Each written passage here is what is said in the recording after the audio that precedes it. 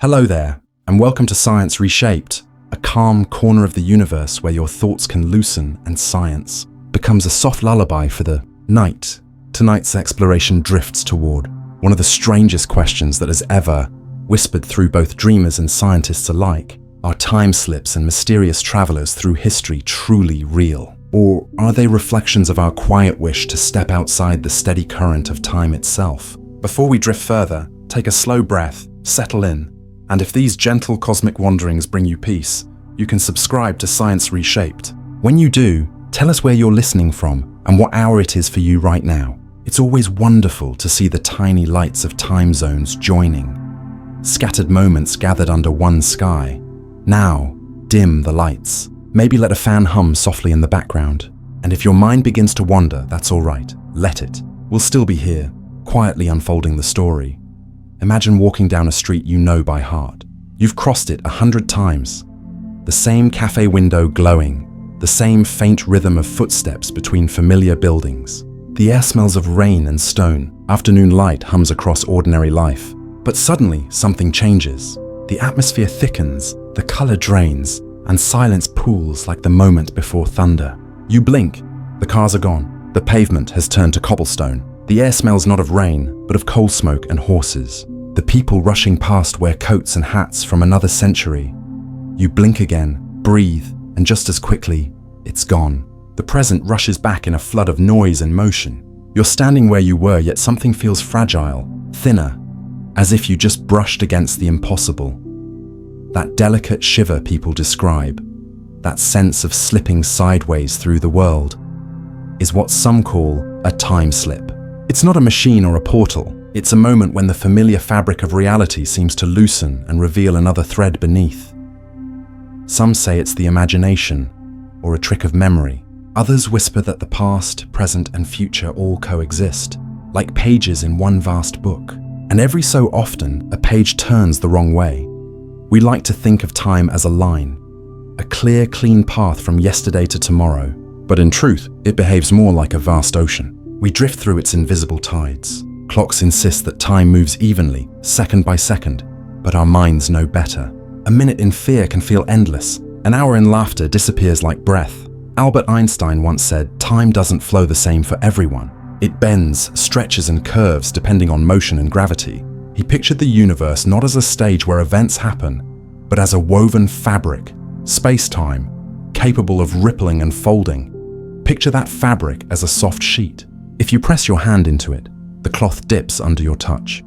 That dip is gravity. The heavier the object, the deeper the curve. Stars and planets bend this fabric so much that time itself slows near them. If a clock rested beside a massive star, its hands would crawl slower than one ticking on your desk. And this isn't fantasy, it's measurable. Astronauts returning from orbit come back a few microseconds younger than those who stayed behind. A tiny proof that time can stretch. If gravity and motion can bend time, what happens when that fabric folds upon itself? Physicists call those imagined folds wormholes, bridges where two distant points in space might briefly touch, like opposite pages pressed together. Whether such bridges truly exist or not, the math suggests they could, under extraordinary conditions. And if space can curve, why not time? Some believe time slips may be tiny folds, brief overlaps where two layers of reality brush together, when centuries momentarily align like reflections on rippling water. There's another idea, gentler but no less mysterious, that our minds sometimes lose their hold on the present. After all, the brain is a storyteller. It weaves fragments of memory and perception into the illusion of a seamless now. If that stitching falters for even an instant, we might glimpse something that doesn't belong to this moment at all.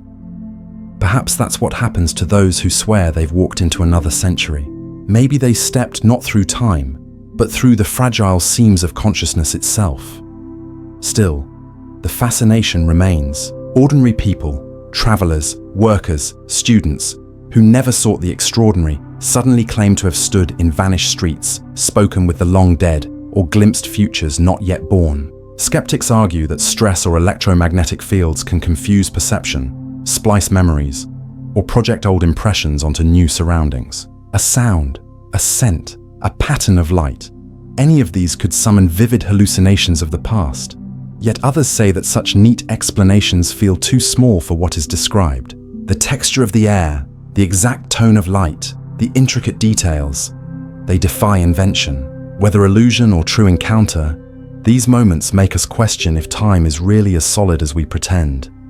Maybe the present isn't a single point at all, but a moving window drifting over an endless landscape that always exists. Past, future, and everything between. We think the past is gone, but perhaps it merely waits beneath the surface, quiet and folded, like an old photograph tucked away, waiting for the right light to reveal itself again. Every breath overlaps with echoes of countless others before it. Every heartbeat hum in tune with those yet to come. Time doesn't only carry us forward, it connects us. Strings on one vast instrument still resonating with notes played long ago. And sometimes, for a brief moment, two melodies blend. A scent that shouldn't exist. A sound too familiar to belong to now. A face slightly out of place. Maybe that's all a time slip really is. A heartbeat when the universe hums two songs at once. And for an instant, we can hear both. If we follow that faint hum further, it leads to the first of many such tales. Two women walking through the gardens of Versailles more than a century ago, quietly stepping into a day that no longer existed. If we follow that faint hum further, it leads us to France, to the soft light of an afternoon more than 100 years ago. Two women walk through the gardens of Versailles, just beyond the Grand Palace outside Paris. The year was 1901. The air smelled of cut grass and perfume, and sunlight scattered across gravel paths like powdered gold. Their names were Charlotte Anne Moberly and Eleanor Jourdain, Oxford academics, historians by trade, not mystics. They had come to study architecture and history, notebooks in hand, curiosity steady and scholarly. But what happened that afternoon would never leave them. As they strolled past fountains and neat hedges, they turned onto a shaded path lined with trees. It was an ordinary walk, the kind that makes thoughts drift and feet follow rhythm more than direction. But then, without warning, the light changed, the air thickened, the breeze stilled. The warmth vanished. Even the laughter of other visitors faded, replaced by a silence too complete to feel natural. Charlotte would later write that the world seemed flat, like a faded painting left too long in the sun. The colors dulled. The sound vanished. The very air seemed to pause, as though time itself had stopped to think. The paths no longer matched their map. Bridges they expected were gone. Gates stood where none should be. And then, figures appeared. A man stood beside a small kiosk, wearing a long coat and a tricorn hat. His face was dark, pockmarked, strangely rigid. Nearby, two men spoke French in an old dialect. Formal, melodic, difficult to follow. The women asked for directions. The men answered politely, pointing toward a small pavilion. Their manner was civil, yet their stillness felt wrong. Too deliberate, too detached. The women continued, unease growing, until they saw her. A young woman sat quietly on the grass, sketching. She wore a flowing white dress, a broad-brimmed hat, and her hair fell loose in soft curls. Her face seemed distant, not expressionless, but somehow suspended, like the moment before a sigh. When Charlotte and Eleanor finally reached the palace courtyard, everything changed again. The warmth returned.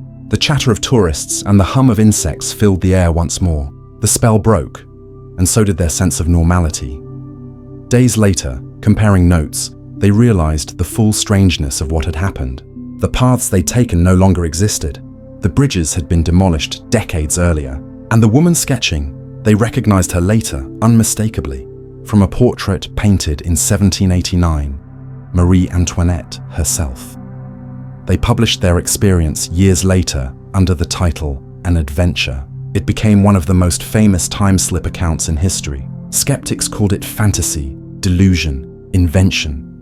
But Charlotte and Eleanor were not storytellers. They were educators, respected, methodical, and deeply certain that what they saw had truly occurred.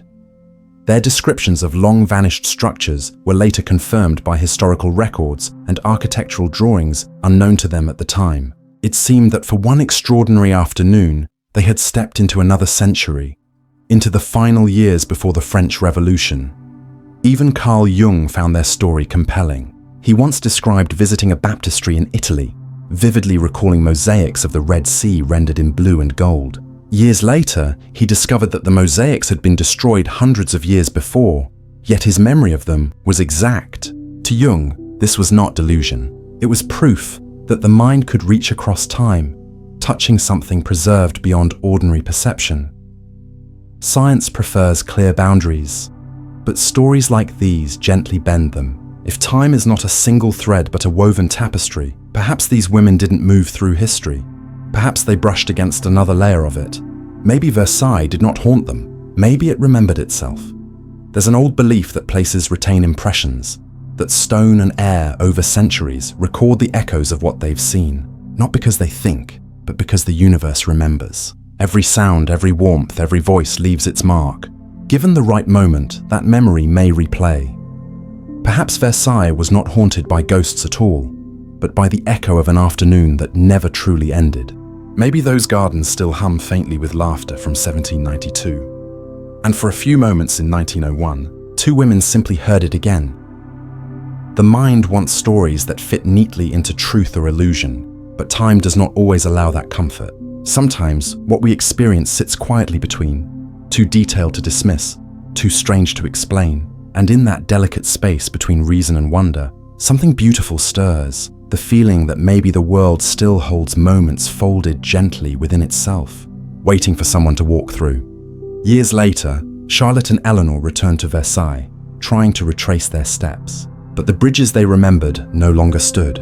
Only when they found old architectural sketches did they discover that every feature they described had once existed exactly where they had seen it, more than 100 years earlier. Coincidence, perhaps? Or maybe the universe occasionally forgets which page it's on. If we follow that thought, the idea that history sometimes opens its eyes, it leads us next to England, into the cold stone corridors of York, where a man repairing a basement floor witnessed Roman soldiers march through the walls of his home.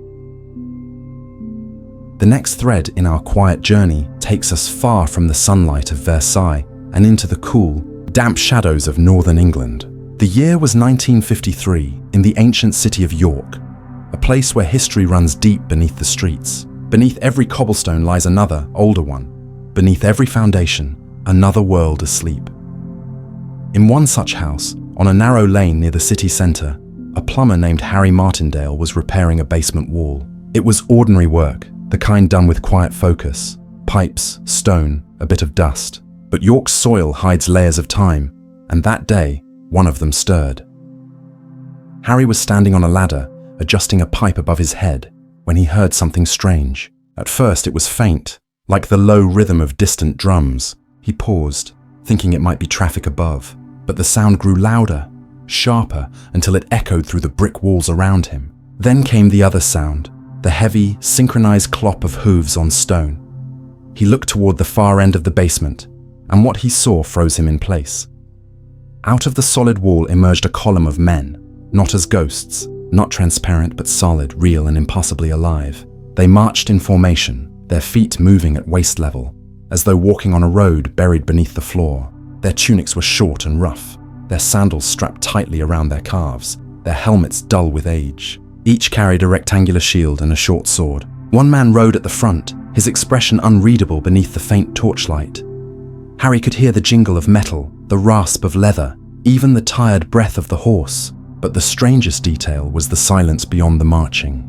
There was no echo, no sound of modern life at all. It was as if two times existed at once, layered perfectly, but unaware of each other.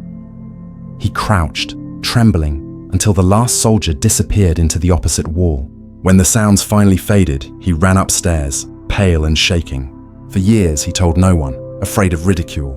But decades later, when excavations revealed an ancient Roman road running directly beneath that house, at the exact depth where the soldier's feet had appeared, his story gained new life. Experts debated endlessly. Some said it was hallucination or exhaustion. Others pointed out that Harry, with no knowledge of Roman military design, had described the soldiers' uniforms with precise historical accuracy. Details unknown to the public at that time. Knee-length tunics, square shields, sandals laced up the legs, all later confirmed as correct for that era of Roman Britain. If his vision was real, it wasn't a haunting. It was something subtler, A moment where one layer of time had briefly revealed another, like an old photograph bleeding through a new one. The Romans left York more than 16 centuries ago, but perhaps not entirely. Maybe some fragment of that march still echoes beneath the city, a loop of memory replaying endlessly in the quiet stone. Time doesn't erase everything. Sometimes it just buries it, one century atop another, waiting for someone to dig too deep. What makes this story linger isn't only what Harry saw, it's how calmly he described it. No grand claims, no superstition. Just a craftsman who saw something impossible and quietly accepted that it had happened. If we think of time as a landscape, perhaps he simply walked close enough to the edge of one moment that he could look down and glimpse another, a fault line between centuries, a place where yesterday and today pressed too close. Stories like this ripple quietly across the world, not from scientists or mystics, but from ordinary people who one day discover that their world has seams. And once you've seen those seams, you can never forget where they are. Perhaps that's what connects these encounters. Not a machine or magic, but the Earth itself. Certain places seem charged with memory, as if history refuses to leave them. Old buildings, battlefields, ancient roads, all layered with energy, emotion, and time. Each a possible echo chamber where the past still hums faintly, just beyond our perception.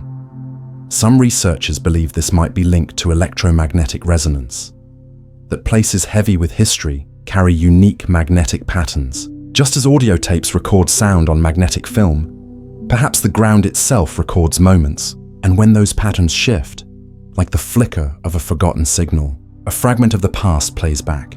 If that's true, then our world is full of recordings, unseen, unheard, waiting for the right frequency to surface. And those who experience time slips might not be stepping through history at all, but simply tuning in. It's a comforting idea that time is not lost, only hidden in wavelengths too faint for most of us to feel. But for a rare few, the signal breaks through, and in that instant, the walls between eras thin, and the present breathes in the past. The next whisper of that signal appeared decades later, not in an old basement, but on the streets of modern Liverpool, where time once again decided to lose its footing. Liverpool, England, a city that hums with movement, history, and stories whispered between the bricks of old streets. Bold Street, in the heart of the city, is one of those places where the past and present seem to breathe side by side. Cafes spill out into the sunlight. Buses hiss at curbs, and footsteps echo over the same cobblestones that once heard the wheels of horse-drawn carts. It is an ordinary street, busy and alive, until it isn't. In the summer of 1996, a man named Frank was walking toward a bookstore called Waterstones, where his wife waited for him inside. He had walked this route hundreds of times before, but that day, as he stepped off the curb and crossed the street, everything changed. The air shifted. The sound of traffic dimmed into a muffled hum. The light, once bright, turned soft and yellow, as if filtered through old glass. He looked around and realized he was no longer standing in the same decade. The cars were gone. The street was quieter. Men in long coats and caps walked beside women in dresses that brushed the pavement. The advertisements, the storefronts, even the shop names were different. Where Waterstones should have been, a large green sign read Crips, a name Frank didn't recognize. Inside, he could see wooden counters and shelves stacked with boxes of women's purses and hats.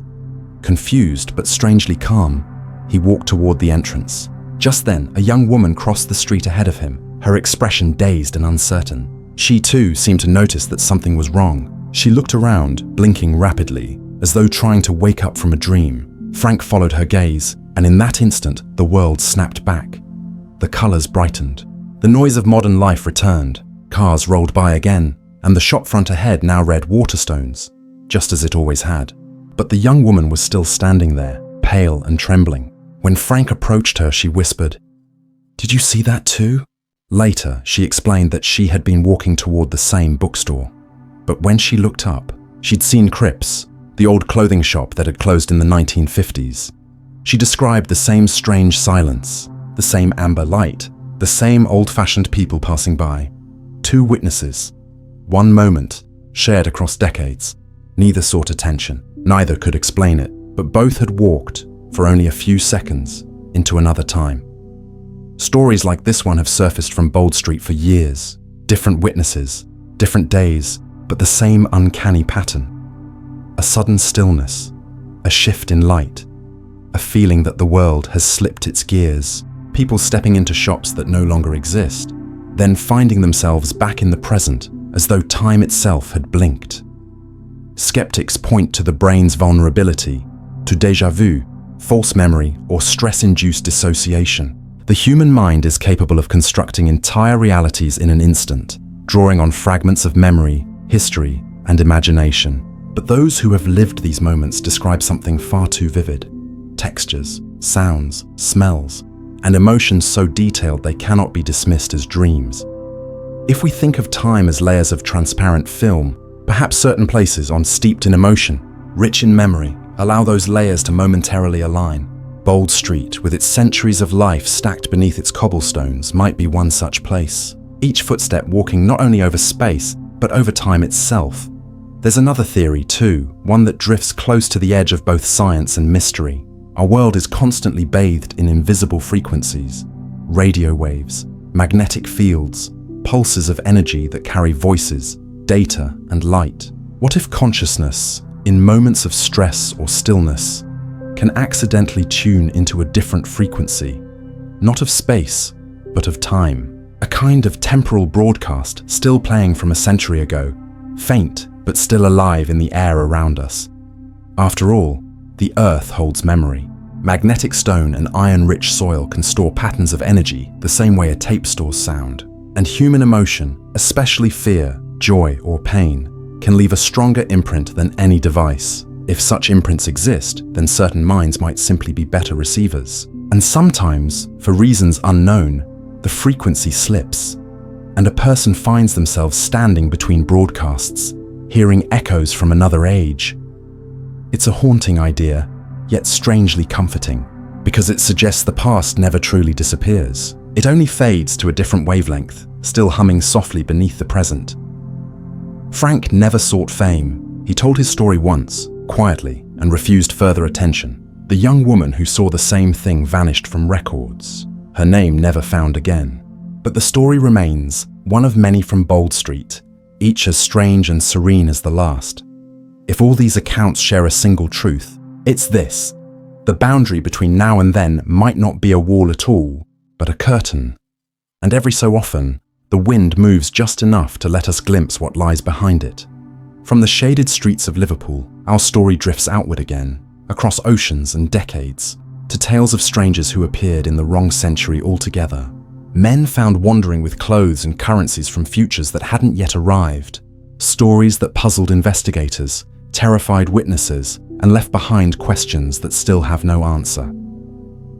The decades passed, and the world entered an age that moved faster than anyone could truly follow. Technology leapt forward: jet engines, nuclear power, television, each invention bending reality in new ways. For many, the future had arrived all at once, bright, loud, and frightening. It was during this uneasy awakening that another legend surfaced, one that seemed to promise that the past could still touch the present. It began, as such things often do, on the crowded streets of New York. They called him Rudolph Fens, a man reportedly found standing in Times Square, dressed in the fashion of the late 19th century, high-collared coat, vest, and tall hat. He appeared confused, staring at neon lights, at cars, at the city blazing around him. Moments later, witnesses claimed he stepped into traffic, struck by a car, and killed instantly. The police searched his pockets and found strange things: old coins, faded business cards, a letter dated decades earlier. When they traced his name, they discovered that a man named Rudolph Fens Sr. had disappeared in 1876 and was never seen again. The newspapers loved it. A man lost in time, stepping out of history and into the modern age, only to die bewildered among its machines. It was the perfect story, eerie, poetic, and somehow reassuring. It suggested that maybe time was porous, that perhaps nothing, not even death, was entirely final. It gave comfort to a century spinning too quickly for its own heart, but beneath its charm hid another truth. Sometimes our need for mystery reshapes coincidence into legend. We are a species built on stories, Before science, before writing, we shaped the unknown into tales we could hold. And even now, surrounded by satellites and data, we still crave a whisper of something impossible. Rudolf Fens never existed, not as history claimed. Decades later, investigators found the tale's true source, a short story printed in a 1950s magazine. Fiction. Yet the world had believed it, because it wanted to. The myth lingered because it carried something deeper than fact. It mirrored our fear of change, the sense that we too are travelers out of place, guests in an age that keeps shifting faster than memory can keep up. Every morning, we wake in a world slightly newer than the day before. Every step forward leaves behind a version of ourselves that can no longer return. And so the story of Rudolf Fens became a quiet parable. It wasn't about proof. It was about empathy, a reminder that time travel at its core is about longing, the wish to see what's been lost, to touch the familiar once more. Years later, another legend emerged. This one suited perfectly for a new century, the digital age of speed and anxiety. He was called Andrew Carlson. The story began with a curious arrest by the SEC. A man had reportedly turned $800 into $350 million through stock trades that never failed. Every prediction perfect, every investment timed as if he knew the headlines before they were written. Under questioning, he claimed something extraordinary, that he was a traveler from the year 2256. He said he knew the outcomes because, to him, they were already history. The world devoured the story. A man from the future who mastered the stock market, a myth perfectly fitted for an era obsessed with data and control. But like Fens before him, the truth was smaller. The tale originated in a satirical newspaper, a piece of fiction that slipped beyond its borders and entered the mainstream. Before long, it was on news shows, forums, message boards. Fact and imagination had merged into one self-sustaining myth. Yet there was tenderness in how easily people believed it, because beneath the absurdity lived something honest, a collective wish that someone might already have seen what lies ahead and return to guide us through the noise. The early 2000s were a restless time. The millennium had just turned, technology was accelerating, and the future felt like a storm nobody could read. In that chaos, the image of Andrew Carlson, the calm man from tomorrow, was strangely comforting. Modern legends like this are not born around campfires. They're born on screens. A whisper becomes a headline becomes a post, and soon, the story no longer needs a source. It spreads like a digital ghost, looping endlessly across the web. Each share, each retelling, beats with the same pulse that once carried ancient myths through generations. Perhaps that's our new magic. Legends now travel at the speed of light, crossing continents before a single day ends. Details shift, names change, but the rhythm stays. Every age invents the stories it needs most. In times of fear, we dream of saviors. In times of wonder, of explorers. And in times of uncertainty, like ours, we dream of travelers. People unbound by the mistakes that trap us. Andrew Carlson may never have lived, but what he represents is very real. The longing to master time, to undo regret, to believe that every wrong choice could still be corrected. His story was not about greed, it was about control. The fantasy that we could one day own time the way we own wealth. It's no coincidence the legend grew in the world of finance. The stock market is already a metaphor for time, predicting what will rise, haunted by what has fallen. To imagine a man who literally came from the future felt like the perfect conclusion to that dream. And if you strip away the numbers and screens, what remains is simple. We all share the same hunger, to see tomorrow. Every plan, every forecast, every prayer for luck, it's all the same wish in disguise. But perhaps time's greatest mercy is its mystery, because without uncertainty, there would be no hope. From the glow of financial screens and digital myths, our path drifts towards something quieter, frozen light, silent proof, the stillness of old photographs. Because sometimes, the most haunting time travel stories are not told in words, but captured in images.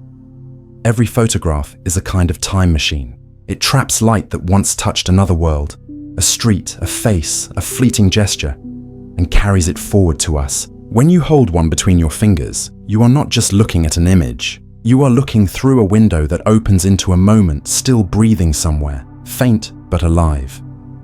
Each frame is a heartbeat, paused mid-motion, and if you stare long enough, you might feel that heartbeat again, pulsing beneath the paper. Perhaps that is why we are drawn to strange pictures, images that seem to contain visitors from another age, people who look out of place, wearing clothes that shouldn't exist yet, or holding objects that haven't been invented. One of the most famous among them is sometimes called the time traveler hipster. The photograph was taken in the 1940s at the reopening of a bridge in British Columbia. The crowd stands neatly dressed in suits and hats, the air hazy with cigarette smoke, the sunlight crisp and pale. But near the center stands a man who seems wrong. He wears dark sunglasses that look decades too modern, a printed t-shirt, unheard of at that time. Around his neck hangs a small compact camera that resembles models not yet designed. He looks relaxed, confident, almost amused, as if he's wandered into history by accident. The photo spread quickly across the internet. Forums filled with theories. Was he a traveler who slipped through time, or simply a man ahead of his fashion? Historians later suggested the truth was mundane, that each item he wore did exist, just rare for the 1940s. But the mystery endured, because we didn't want the explanation. We wanted the feeling, that chill of possibility, that tiny flicker whispering that maybe, just maybe, the photograph had caught someone between centuries. Another image, equally mysterious, shows a woman standing among a 1920s crowd, holding what appears to be a mobile phone pressed to her ear. The people around her are frozen mid-cheer, unaware. She looks calm, isolated, and impossibly modern. Decades later, skeptics would point out that she was likely using a portable radio device. But by then, the spell had already been cast. Once again, the world saw what it wanted, a message from the future hidden inside the past. The list goes on. Carvings found on cathedral walls that seem to show astronauts in helmets. Tourists photographed beside ancient statues wearing wristwatches. A tiny timepiece discovered inside a centuries-old tomb, engraved with the word Swiss. Each story follows the same rhythm: discovery, wonder, and finally, quiet persistence. Even when the rational answers arrive, the longing remains. We don't truly want these travelers to vanish. We need them, because they remind us that the universe still has corners we don't understand. Every time we stare at one of these photographs, we perform a simple miracle. We see light that left its source long ago and has finally found our eyes. The faces within those images are gone, but their light is still traveling, crossing decades to meet us. That in itself is time travel. Perhaps that's why these stories captivate us. They make us feel that the distance between past and present is not so wide after all. That time doesn't truly divide. It only folds gently, like the pages of an old album. When you open an antique photo, you are reaching through centuries to meet the gaze of someone who never knew you. Yet somehow, in that quiet exchange of light, you recognize each other. Maybe that's the real magic of these images. They don't prove time travel. They are time travel, because every photograph holds what time meant to someone, somewhere, and lets it outlive them. The world is full of such ghosts of light. The hipster on the bridge, the woman with the phone, the carving of the astronaut, the tiny watch that never ticked. Even if their mysteries are solved, they linger because they satisfy something older than science, our need for connection. They whisper that perhaps time isn't watching us pass by, perhaps it's watching us back. And so, we close this quiet gallery, as one might close the cover of a family album. The pictures fade, but their pull remains, not proof, but poetry. For believers, they are evidence. For skeptics, they are art. For both, they are a reminder that no moment ever truly disappears. From here, our story takes one final turn, away from legend and myth into something eerily documented. A story not born in rumor, but recorded in files, photographs, and police reports. It begins in Kiev in the mid-2000s, with a man who appeared suddenly on a city street, confused, holding a camera decades out of date. His name was Sergei Ponomarenko, and his story would become one of the most haunting time travel accounts of the modern age. The story that follows begins not in myth, but in official reports, police notes, hospital records, and photographs that still spark debate. It unfolds in Kyiv in the spring sunlight of 2006, when a young man appeared on a quiet street with nothing but confusion in his eyes and an old camera in his hands. He said his name was Sergei Ponomarenko. He wore a grey coat, neatly pressed, the style decades out of date. He asked strangers what year it was, not in jest, but with genuine bewilderment. When officers approached, they thought he was lost, perhaps ill. At the station, he handed over his identification papers.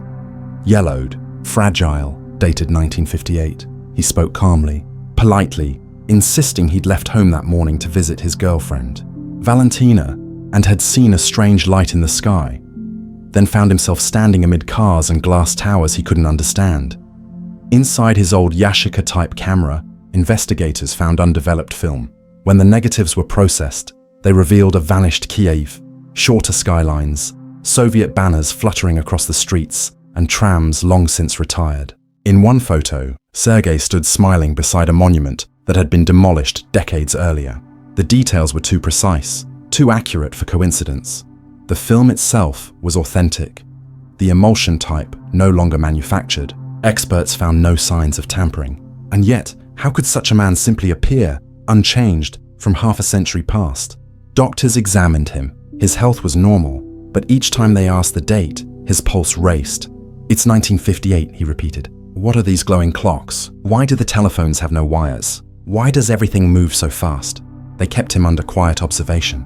He spent his days near the hospital window, watching the city below as if trying to recognize something he'd lost. Nurses said he would whisper that the colors looked too sharp, the air too quick, as though time itself were rushing past him.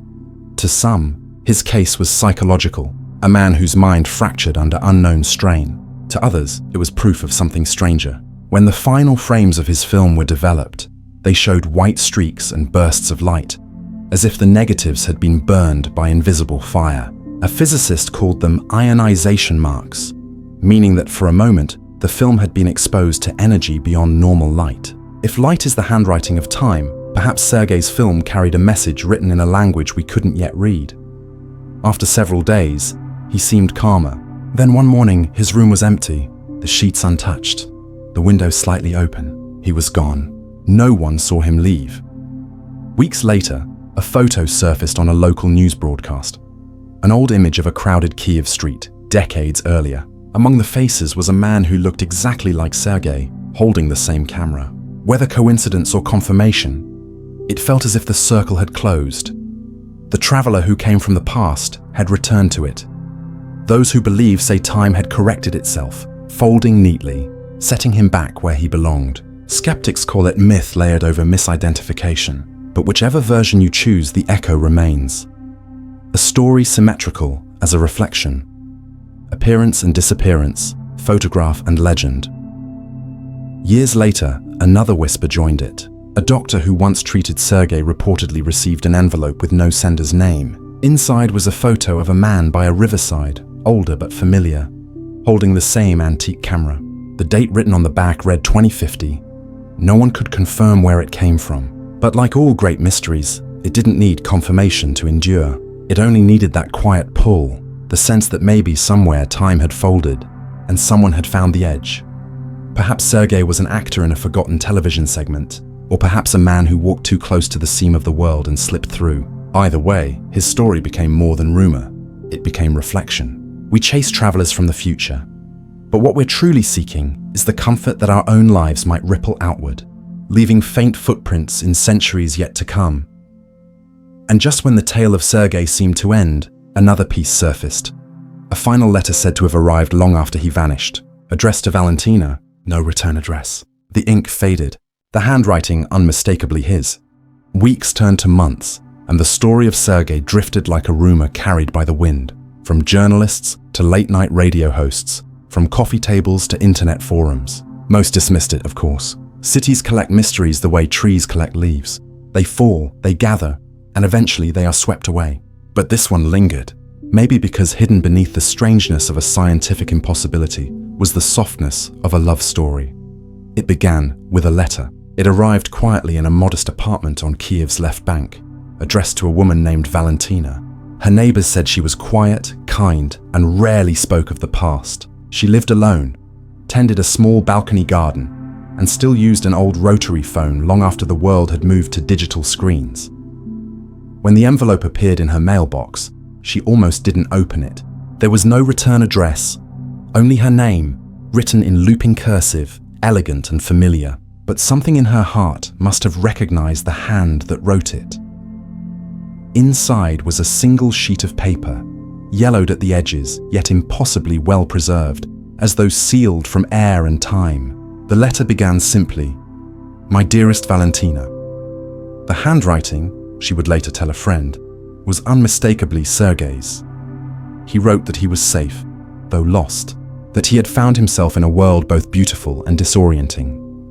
A skyline filled with towers of glass, cars that made no sound, and devices that spoke across oceans. He said that people no longer looked at one another, but at the light in their hands. And the strangest part, he described a night sky without stars, only satellites gliding silently, like silver fish through the darkness. He said the year was 2050. "If you ever receive this letter," he wrote, "it means I found a way to send it back, the same way time once carried me forward." He ended with a promise. "Time took me from you, but I believe it can return me too." No one could explain how the letter came to be. The paper was authentic to the 1950s. The ink was of a kind no longer manufactured, yet its words spoke of the future, of things that had not yet come to pass. Maybe it was a forgery, maybe a clever hoax crafted by someone who had read the news reports, or maybe, just maybe, it was genuine, because love, like time, has its own laws. It bends and loops and finds impossible paths between what is and what was. Those who heard of the letter said it carried a quiet ache, not fear, not shock, but longing. The same longing that threads through every time travel story ever told. The wish that what we lose might not be lost forever. Somewhere, perhaps, Sergei stood again on that street in 1958, holding his camera, blinking against the sunlight, unaware that his name would someday drift across decades. Or maybe he walked through another city altogether, one we haven't yet built. A place of silence, glass and light, where the sky hums with metal constellations. Whether his story was true or only imagined, it became something larger, a reflection of our collective hope. That time, for all its distance, still listens. But moments we cherish never truly vanish. They only keep traveling forward, searching for us. When Valentina passed away years later, the letter was found in a small wooden box on her dresser, beside a faded photograph of her and Sergei standing by the monument that no longer exists. The edges of the picture were worn smooth, as if touched too often by trembling hands. It's easy, perhaps, to dismiss it all. A tale stretched by retelling, a myth of the modern age. But even if it was, myths exist for a reason. They are how the human heart remembers what science cannot measure. They are the bridges between logic and longing, between the impossible and the beautiful. Sergei's story, real or not, offers a quiet reminder. Time doesn't erase. It remembers differently. It keeps everything, but not always where we left it. And sometimes, when the world grows still, those memories drift back through the seams, like faint lights slipping under a closed door. The mystery of time will always remain, because it isn't something outside us, it is us. We are made of it. Every heartbeat is a second passing, every breath a measure of eternity. And somewhere in that great rhythm, the past is still walking beside us. The letter ends, softly, with words that feel less like farewell and more like faith. If time is kind, I will find you again, not where we parted, but where the world begins anew. And maybe that is where every story of time travel ends, not with proof or explanation, but with that same small promise, that love, like time itself, never truly stops moving. Time. We speak of it as if it moves, as if it rushes forward, sweeping us along in its current. But what if that isn't true? What if time doesn't move at all? What if it simply is? A vast landscape stretching in every direction, and we are the ones who travel through it.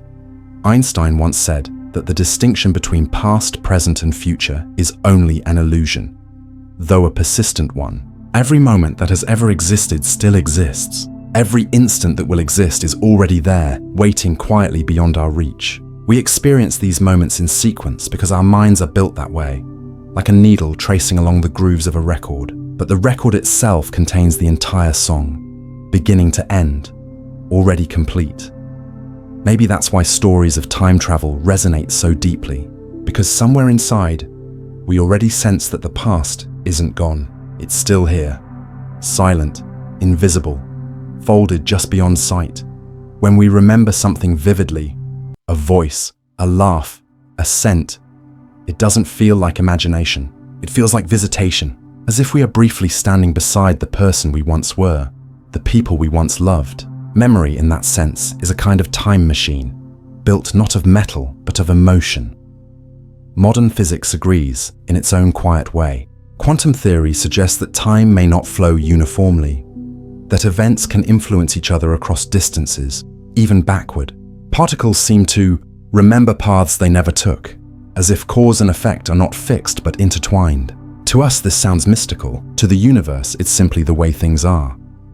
We think of ourselves as travelers moving forward, but maybe we are also anchors, holding together all that has ever been. Maybe the universe keeps its memories through us, through consciousness. Every thought, every act of noticing leaves an imprint. And when we look back at the night sky, we are not just seeing stars as they were, we are joining them in their time. Every photon that touches your eye tonight left its source years, centuries, even millennia ago. When you gaze at the stars, you are surrounded not by distance, but by history made visible. Perhaps that is the most beautiful paradox of all, that to look outward is to look backward, and that every glimpse of light is a reunion with the past. Time, then, is not the thief we imagine it to be. It does not take away.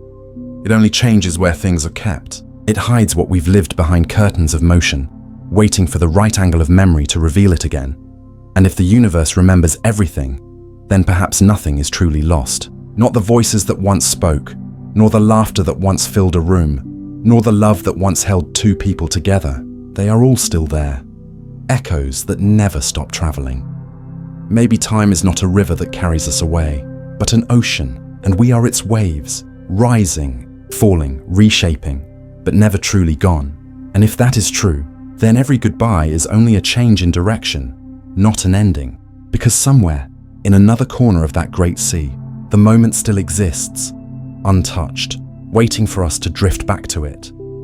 When we listen to stories of time slips and travelers, we aren't really searching for proof. We are listening for reassurance. Reassurance that our moments matter, that even after we pass, the light of what we were keeps traveling outward. And maybe that's why time fascinates us, because it's the mirror in which we glimpse both our fragility and our permanence. We fear it because it moves beyond our control, but we forget, without time, there would be no story, no change, no meaning. It is both the canvas and the brushstroke, the silence and the song. When scientists describe time as relative, they mean more than physics. They mean it feels different for everyone. A minute to one person can be an eternity to another. Perhaps time is not measured by clocks at all, but by emotion, by how deeply we live within each second. And if time is indeed a fabric, then every choice we make is a thread woven into it. We shape the future not by waiting for it, but by living the present with awareness. Because in the grand equation of the universe, even the smallest act of kindness ripples across centuries, a vibration that may one day be felt again. So maybe we do travel through time, not by bending physics, but by existing. Each thought, each word, each memory is a step forward into the vastness of what is still becoming. And if somewhere, deep in that endless fabric, a young man named Sergei truly wrote to a woman named Valentina, perhaps his words are still out there, drifting softly between the folds of eternity. And now, as our journey through these echoes of time comes to rest, take a moment to breathe. Feel the quiet around you, the hum of the present moment, the steady rhythm of your heartbeat. Everything you've ever lived, every instant that has passed through you, still exists somewhere in the folds of the universe. Perhaps the past is not behind us, but beside us, walking silently just out of view. Perhaps the future is already here, waiting patiently for us to arrive. And maybe what we call now is the meeting point, the place where eternity stops to catch its breath. The universe, after all, never truly forgets. It holds on to everything. The warmth of your laughter, the weight of your tears, the tiny unspoken moments that no one else ever saw. Every choice, every whisper, every glance, each one leaves a mark upon reality. And just as the stars send their light across the darkness, so do we. We too are small stars in the great night of time, still shining long after we think we've faded. That might be the truest kind of time travel there is. not through machines or wormholes, but through memory, love, and consequence. Each act of kindness moves forward into the future, touching lives we will never know. Each moment of awareness folds us closer to those who came before, and somewhere, across all those invisible threads, time is weaving us together. So maybe, when we hear stories of people who walked into other centuries, we are not hearing about impossibilities. Maybe we are hearing reflections, gentle reminders that time is not a wall, but a window. And once in a while, when the light hits at the right angle, that window turns clear. We stand in that fragile light every day, though we rarely notice it. Every sunrise you've ever seen has already happened millions of miles away. Every star you look at tonight is showing you its past, and yet it feels like now because it is. The present is simply the past arriving in this moment. Perhaps that's the secret time has been trying to tell us all along, that we never truly leave the moments we love. We only carry them forward, reshaped into who we've become. So as the night deepens and the world grows still, let your thoughts drift. Maybe think of someone you miss, someone who once stood beside you in another chapter of your life. Wherever they are now, they still exist in the great tapestry of what was. And somewhere, maybe in another version of this same night, you are still standing beside them. That is how time holds us, not as prisoners, but as memories made eternal. Thank you for wandering through these mysteries with us tonight. You've been listening to Science Reshaped, a calm corner of the universe where science meets the soul, and every story becomes a quiet reflection of who we are. If you find peace in these cosmic journeys, take a moment to subscribe to Science Reshaped and tell us where in the world or in time you're listening from. It's always humbling to see how many moments gather here together, scattered across Earth like stars. And as you close your eyes, remember, you are part of something vast and beautiful, a living ripple in the sea of time, forever traveling, forever remembered. Good night. And until the next journey, may the universe whisper gently to you in your dreams.